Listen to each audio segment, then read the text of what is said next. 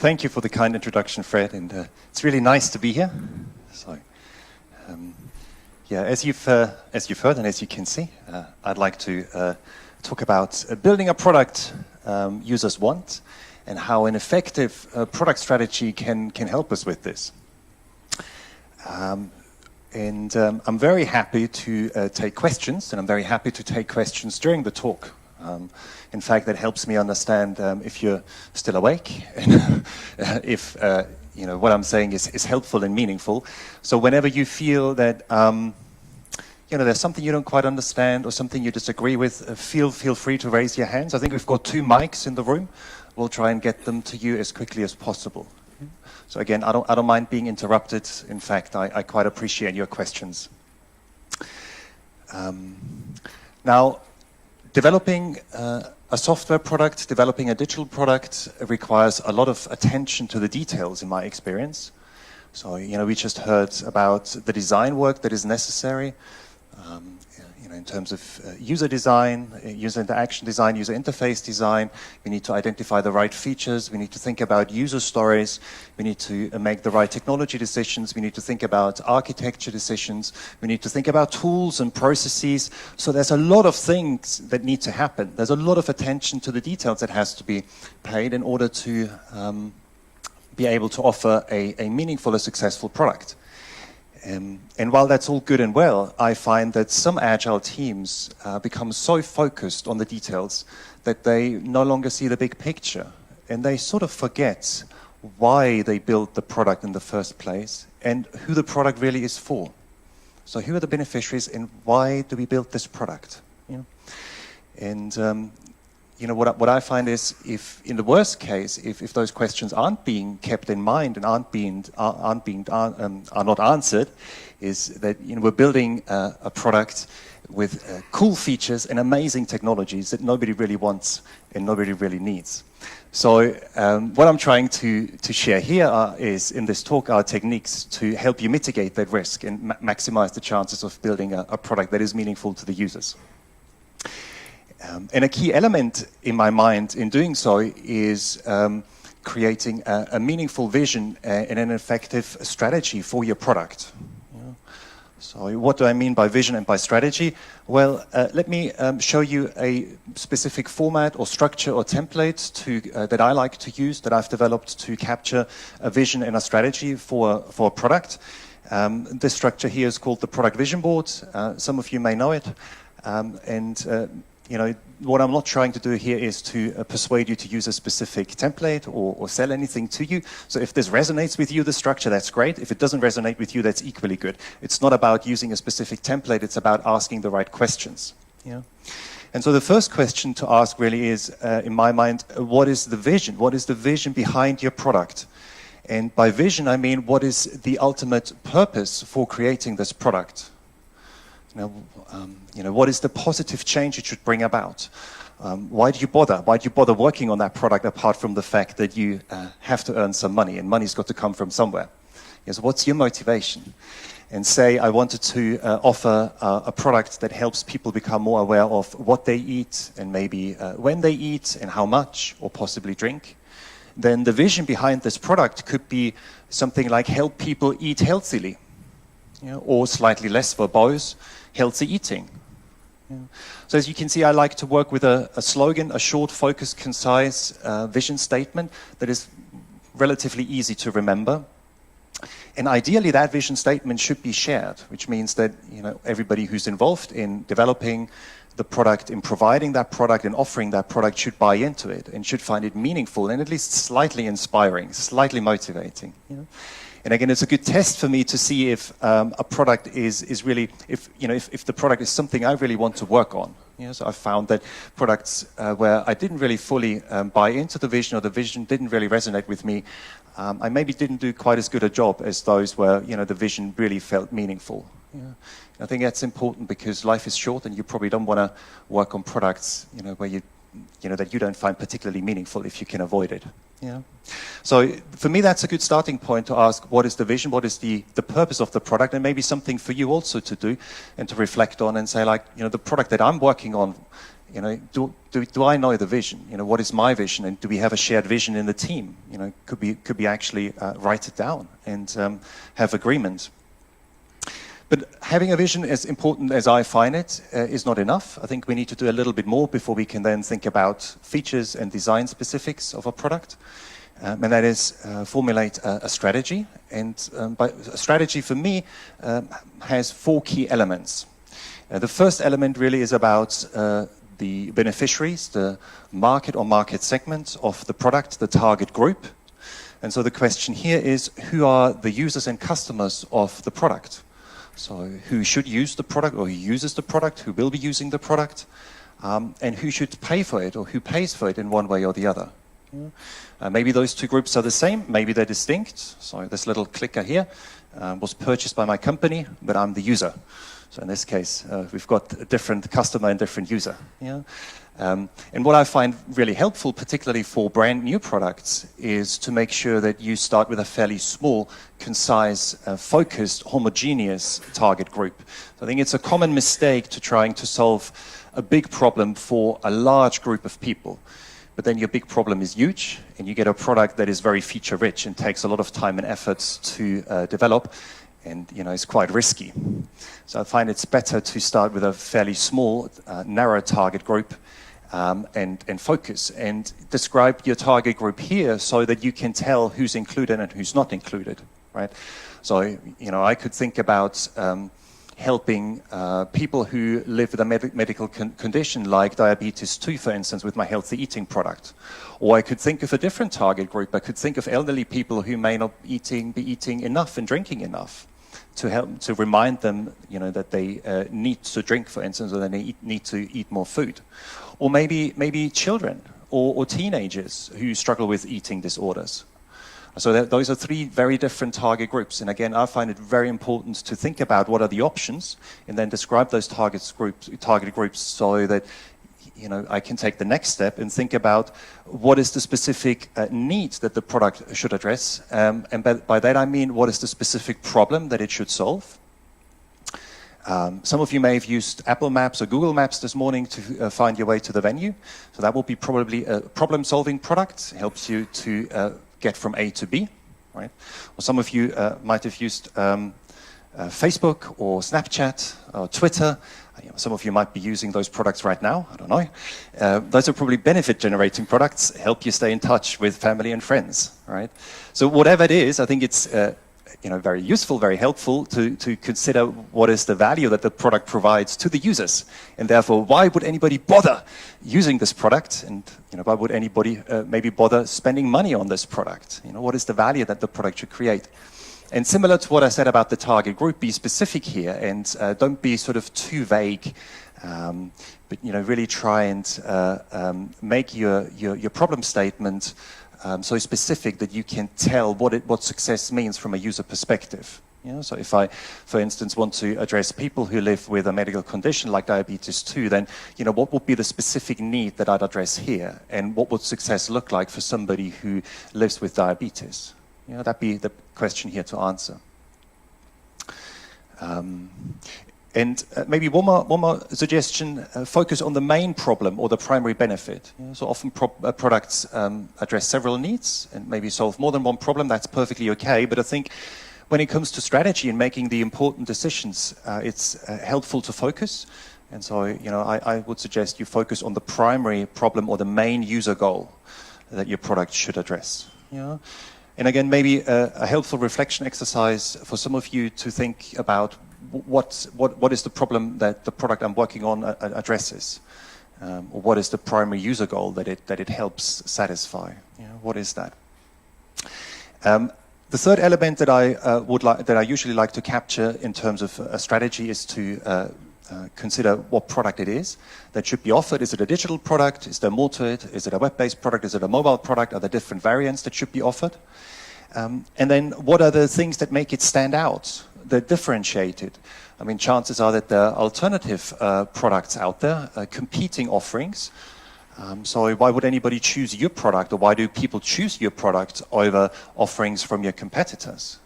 So what sets your product apart? What makes it stand out? What makes it special in one way or the other? What maybe gives it an advantage, you could say? Yeah. And that helps you, again, focus. It helps you identify the right features, and that could well be related to some design aspects.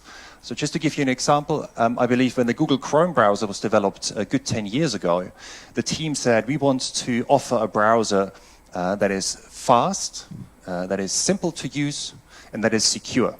So speed, simplicity, and security were sort of the three key features that the team identified. And I think that was very useful, particularly as Google entered an existing market and faced fairly fierce competition from the likes of Internet Explorer and Safari and Firefox and so on. Yeah. So what sets your product apart? And finally, I think that's particularly helpful for brand new products, or when you make bigger changes to an existing product. Maybe take it to a new market or add completely new features, change some of the underlying technologies. Is it actually feasible to offer this product or the new version of your product? So do the technologies exist, and do you have the skills, or can you acquire the skills or bring in people who have the right skills? And then last but not least, the business goals. Why is it useful for your company to invest or continue to invest in the product? What are the benefits that the product offers for the business? And so for me, a product is very much a value-creating vehicle. I believe products exist in order to create value. In fact, that's the sole purpose. Value for the users and value for the business. And of course, there has to be a healthy balance. Creating value for the users is great, but if you don't have a way to monetize your product, you'll hit trouble sooner or later, right? So, what are the business goals? And a business goal could be to generate revenue, as in the case of the product that I'm using in order to show you the slide here. It's Microsoft PowerPoint, part of the Microsoft Office suite, which is, as far as I know, one of the two big cash cows that Microsoft has. So an important revenue-generating product. Or it could be more like a product more like iTunes or Kindle Reader. Right? So iTunes, a product that used to help sell iPods and iPhones, or Kindle Reader that helps sell ebooks. So those are products that indirectly generate revenue. Similarly to an e-commerce website, for instance, that allows you then to find products in an online store, an online shop, and purchase them. But maybe it's more a product like the original Toyota Prius, that helps you acquire new knowledge, acquire new technologies, and develop the brand. Yeah. So, green car brand, or make a car brand greener in the case of the Toyota Prius and the Toyota brand. So the various business benefits, forgot to mention cost savings, that's another one, particularly for many IT applications. But I think it's important to be clear on those benefits and list them and be, again, specific about them, so you can then derive the right metrics and KPIs, key performance indicators, to measure the product performance and understand if your strategy is working or not. Yeah. So, just like what I suggested with the needs, the problem and benefit statement for the users, I would also suggest with regard to the business goals, make them specific. And if there's more than one business goal, try and prioritize them. Yeah. I find this a useful exercise to ask those questions, particularly for brand new products, so when you make changes bigger changes to an existing product. But again, some of you may find it helpful to reflect on those questions, maybe on your own, or maybe with your team, bring everyone together and get people to answer those questions together. Maybe ask people to write them on Post-it notes and then put them on the wall, compare notes and see how much agreement or disagreement or confusion there is. And if people agree, that's great. Then you have a shared vision and a shared strategy in place. That's brilliant, that's super. But more often than not, I have to say, I find that there's at least some level of disagreement, and then I think that's an opportunity to talk about it and make sure that there is a shared understanding and that there is a fundamental agreement and buy-in. So if you find this structure helpful, you can download it from our website, but if not, just forget about it. But just maybe think about applying some of those questions.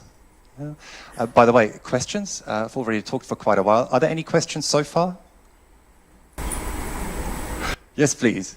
I think it's helpful, but I'm missing the time here because remember, for example, Microsoft Soon. Thank you. Remember Microsoft Soon, or remember the first smartphone from Alcatel. They were way ahead of their time, and others had the success afterwards. So everybody's thinking, okay, maybe it wasn't the right time to release the product. Is there anything you can say about this one? How to determine the right time? Yeah, I'll try and address that in a little while, if that's okay. So that's around, in a way, validating the strategy. So far, I've just talked about, what I've tried to talk about is what is a vision, what is a strategy, what kind of questions do they help you answer, what kind of information do they communicate. And then the next step would be to say who should create, who should answer those questions, who should create a vision and a strategy, and then how can we make sure it's truly actionable and mitigate the risk that we've got this amazing vision, we've got this amazing strategy, and then be implemented and, the product bombs. So yeah, I'll try and address it a little bit. Is that okay? So I'd have to ask you to be a little bit patient. Yeah, of course. Yeah. Another thing would be, for example, an innovation like Twitter, which does something which hasn't been done before in this kind of way. How does it fit into this product vision board? Yeah, so great question. So if you look at a disruptive innovation, and I think, as you rightly said, you can probably classify Twitter as a disruptive product, or maybe another disruptive product. Most of us are familiar with the iPhone, right? I think what Apple did really well, and it's easier for me to talk about the iPhone if that's okay. I think what Apple did really well is start with a very narrow, focused target group. So if you remember sort of, 10, 12 years ago, most smartphones were aimed at the enterprise market. But what Apple decided is to build a smartphone for the consumer space, which hadn't been done before. And not only for any type of consumers, but I think they had a fairly clear group in mind. They had, probably people that had some familiarity with the Apple brand and had used Apple products before, were open to new technologies, also a little sort of affluent, had some spare cash to spend. I think $400 or $500 on the original iPhone, and probably we're sort of in an age group between 20-25 and 30-35. And was brave enough. Apple was brave enough to ignore that large and very lucrative enterprise market. And by doing so, they were able to build a very focused, a very simple, a very lean smartphone in a comparatively short time frame. I think it was good 2 years that it took them, even though they also, had to do some groundwork with regards to the touchscreen technology. And it also allowed them to have clear features and clearly position and distinguish their product. Some of you may remember Steve Jobs' keynote, or may have watched it. He advertised the product by pointing out its features, its differentiators, and said, it's the internet in your pocket, unlimited internet access, you have a genuine native internet browser on the phone, wherever you are, you can access any web page. Well, those back then web pages weren't really mobile enabled, and it was only 2G or something, so it was dead slow, but at least in theory you could. What else was there? Oh yeah, it's an iPod. It's a digital music player and phone integrated. Hooray! It was a big thing, right? 10 years ago, good 10 years ago, and he said it works like magic. It works like magic. That was the new user interaction, so the new touch screen for a small embedded device without any stylus, without any pen. So I think Apple did a really good job there, and it really helped them. The challenge with a disruptive product is that you have to create that market. The market by definition doesn't exist, and that makes it more risky than developing a product for an existing market. But if you get it right, then the reward tends to be higher. So that's a trade-off. Was that helpful?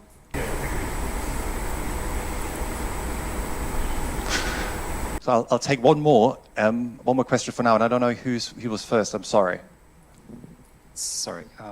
So I just wanted to know, what's your thoughts or opinions on how to make this more sticky with this product vision board, with your stakeholders? How do we know that can keep it from the beginning of the life cycle all the way to delivery?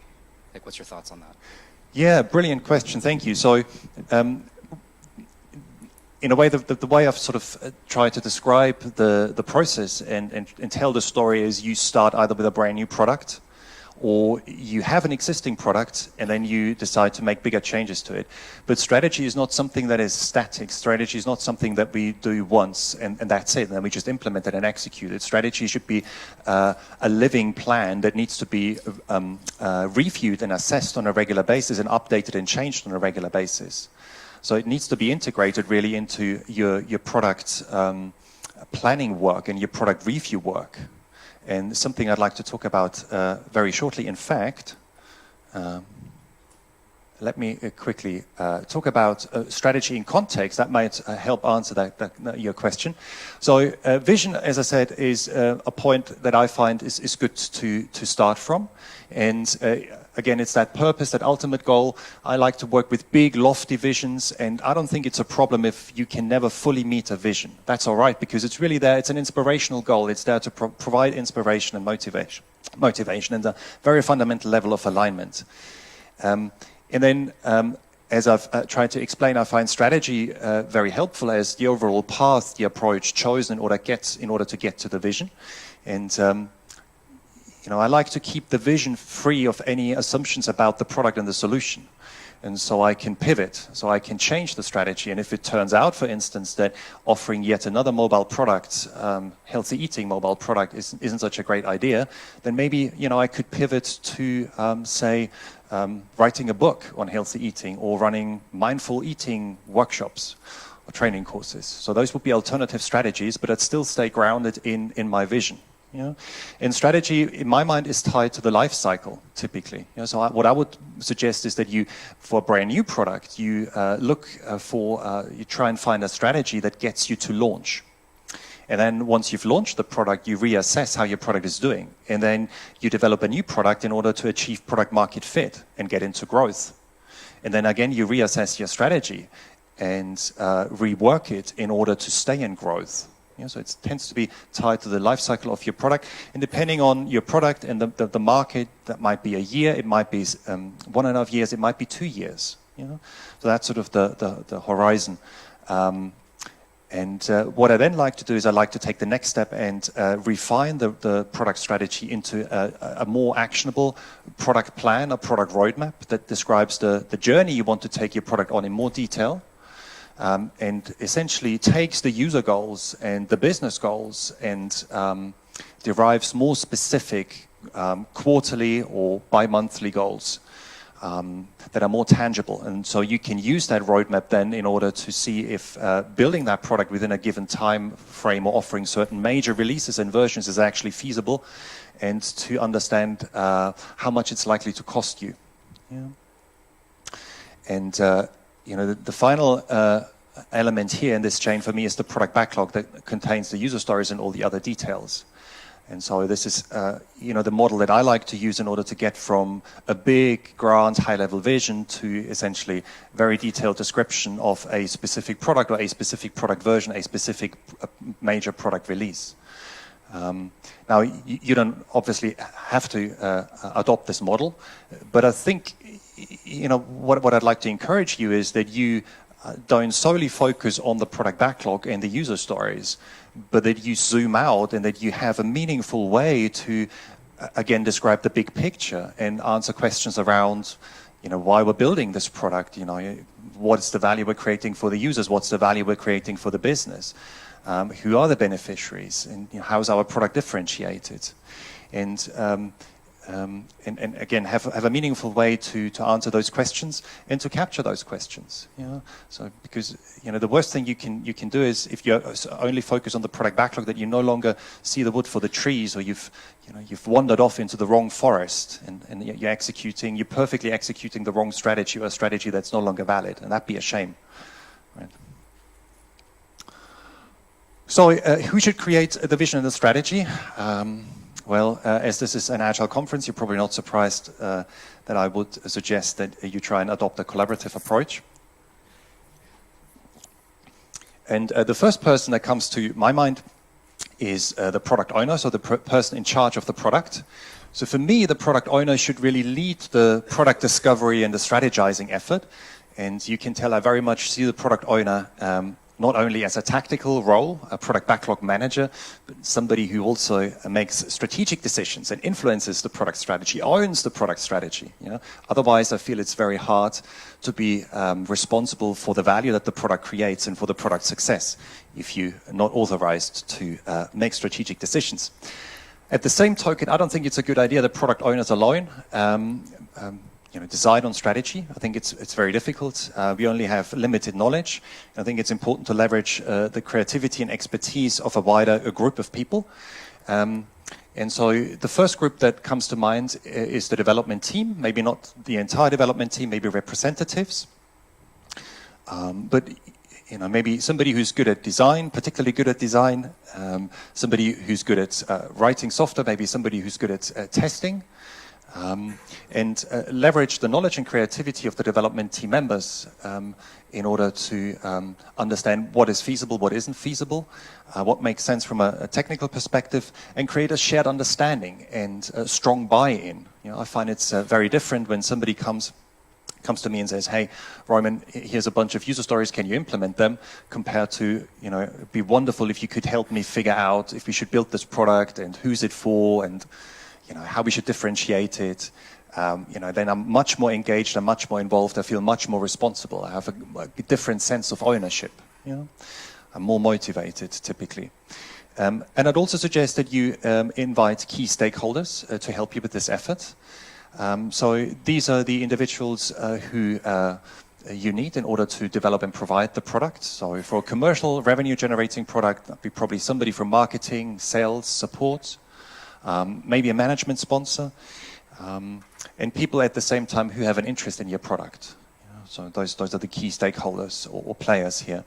And I would also suggest that you consider involving a coach or scrum master. So the idea here is that the product owner leads the effort in order to create, find an effective, a valid product strategy. And the Scrum Master coach facilitates and maybe suggests the right decision-making approach. I like to typically suggest a consensus-based approach and try and reach consensus when it comes to product strategy, because I feel those decisions are so important, so fundamental. It's nice to get agreements and buy-in, but maybe that's not feasible, maybe that's not possible, and maybe then the Scrum Master suggests a different decision-making rule. And a good way to get started is to run a strategizing or discovery workshop, bring everyone together, bring those individuals together for half a day, maybe a day, and answer the questions around vision and strategy together. And say, what is the vision? Who are the beneficiaries? What's the value proposition? What are the key features and so forth?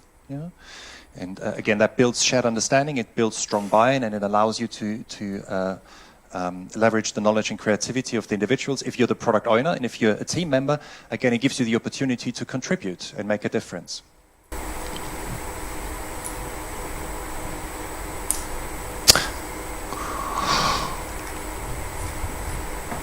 Yes, another food picture. So this is, I think, the third food picture you've seen. So you've had croissants, pizzas, and now you've got a piece of cake this morning. The proof is in the pudding, as they say.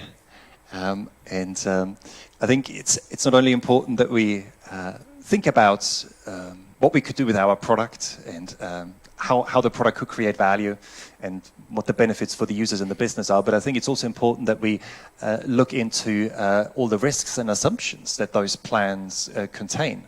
And that's what I mean here with that's what strategy validation is meant to mean. And I very much like to use a lean startup-based approach. So I start with basically what you know, and try and avoid any upfront market research and user research. Start with what you know, get together, bring the right people together, create an initial product strategy and vision.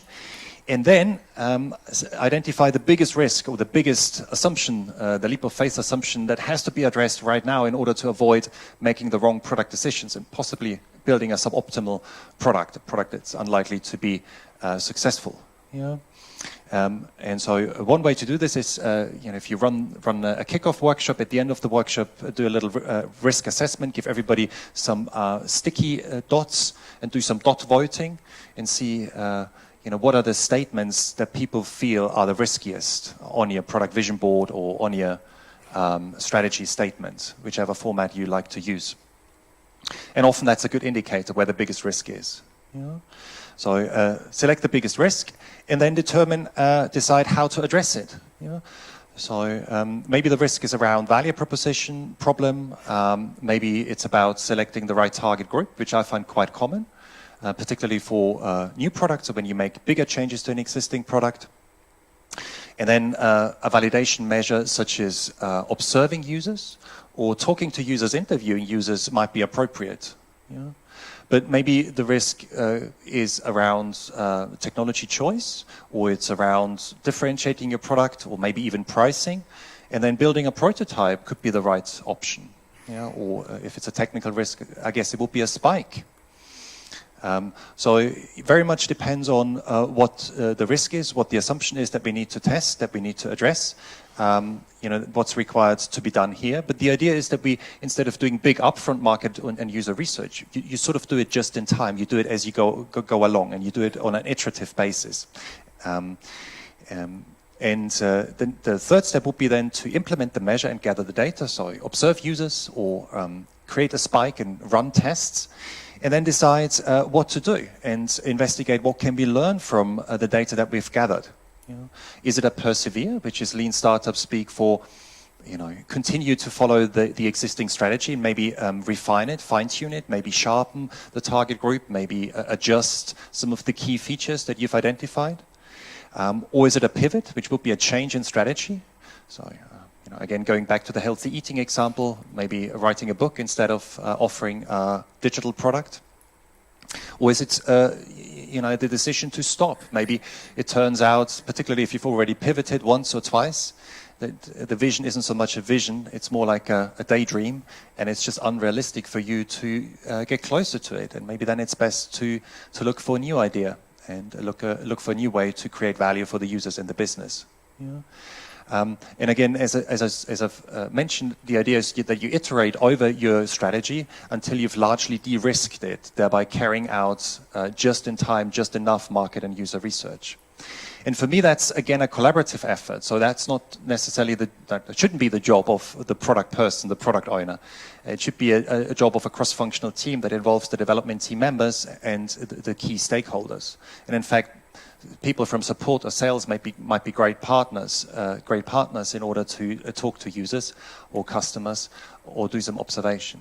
And the benefit is, again, that you create this shared understanding, you create this togetherness, and that your development team or some of your development team members are exposed at an early stage to actual users, and then in a position to help write user stories. I always find it's kind of strange to write a user story if you've never met the users, or if you've never observed the users, if you don't really know who the users are.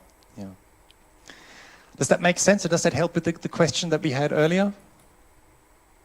I mean, of course, that doesn't mean that success is guaranteed. There is no such thing, right? But it's just a way to mitigate the risk that we build a product and have high hopes, and then it completely underperforms or it bombs.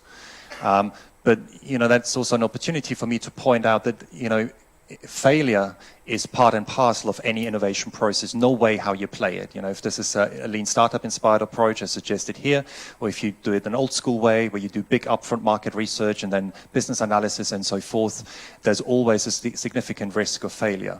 The idea here is, just like with an agile process, say Scrum, that you try and hit the big risks early on, and so that you fail as soon as you can, so you have the opportunity to recover or to kill the development effort or the strategizing, the discovery effort here at an early stage if you wish to do so. Yes, please. Question. Great. What about the business analysts? They should help the product owner to decide the product, to support the product owner to make decision and make it and the feasibility of the product, because sometimes the product owner doesn't know if some stuff are feasible or not. Do you mean the business analyst is inside the development team? Sometimes is the Scrum Master, because I read some papers that the business analyst in the Scrum strategy are both on the development team or Scrum Master. What's your opinion about that? Yeah, nice question. Thank you. So the development team that I showed you is really a development team in the sense of the Scrum development team. So a cross-functional, multidisciplinary, self-organizing development team that has all the right skills. So design skills, business analysis skills, architecture skills, programming skills, testing skills. So you look at the type of product that you want to build, and then you look at the skills that you need, and you try and bring the right people together, and then leave it up to the people how they, organize the day-to-day work. And business analyst is an interesting one, because I think business analysts, business analyst is quite a specialized role, and so often then there's no easy fit into an agile way of working. And I've seen business analysts become successful product owners, but that's typically a change. For some business analysts, it's a fairly straightforward change. For some business analysts, it's a big change. And I've seen business analysts work happily on the development team, but again, typically then the job changes, and they're no longer quite so specialized as they used to be. Yeah. So maybe two options for you to consider and think about, but the point being, to answer your question, that if there's a business analyst, the business analyst is not the product owner, then the business analyst should be on the development team. So generally the rule of thumb, as I understand it, my rule of thumb is anybody who's needed to provide a great product in terms of, again, design, technologies, testing, and so forth, should be on the development team. Okay, another question from my side. If it's okay? Yeah. Here. Sorry, where's the question? I'm here. Oh. Hello. When I saw your diagram with vision, strategy, and so on, I missed somehow requirements. And later on, when you said, okay, who's doing vision, strategy, and so on, you described the Scrum team, but not the product management or business side of view on it. And as I've learned it some years ago, there's always this distinction between business view and technical view. And I'm sure you thought about this, but why did you leave that out? So thank you for the question. Maybe just to clarify what I tried to explain here. So the stakeholders that you see here at the bottom, these are meant to be business representatives. So that, people who represent different business units. So as I mentioned, for a commercial product, that could be somebody from sales, a sales rep, a salesperson. It could be somebody from marketing, a marketeer. It could be a member of the support organization. It could be a member of an operations group, if you have such a group. It could be a member of finance. It very much depends on who the key stakeholders are. So that's something that you have to then take away and do some stakeholder analysis and figure out who are the key stakeholders, who are the players, who are the people who I need to involve, and do I involve or am I involving the right people right now? So maybe some changes I need to make. So for me, the trick is not to allow any division between technology and business to happen. I think great products only emerge and innovation only takes place if business and technology are aligned truly. And that's that's one of the ideas, as I understand it, behind the product owner role. That the product owner is the person who tries to connect business and technology, and in a way also the users, and brings those different perspectives together and integrates them. So again, in a good way to do this is to have an initial kickoff workshop, bring the right business representatives and team members together for half a day. That builds that shared understanding. It builds that togetherness. It also builds a sense of us, of togetherness. I think that is really, really fundamental. It's really important. And then continue to work together as part of that validation. And that validation could be just a few days, or it could be several weeks. In some cases, maybe even a couple of months or longer. And some people like to prefer the term product discovery. And for me, working out a strategy and finding an effective product strategy, a valid product strategy, is a key element of any product discovery work. And again, I would argue that that's best carried out in a collaborative fashion. That there should not be one specialist who is tasked with discovering, if a product should be built and what problem it should solve and what the business model is. It should be, but it should be a group effort. Yeah. When we go back,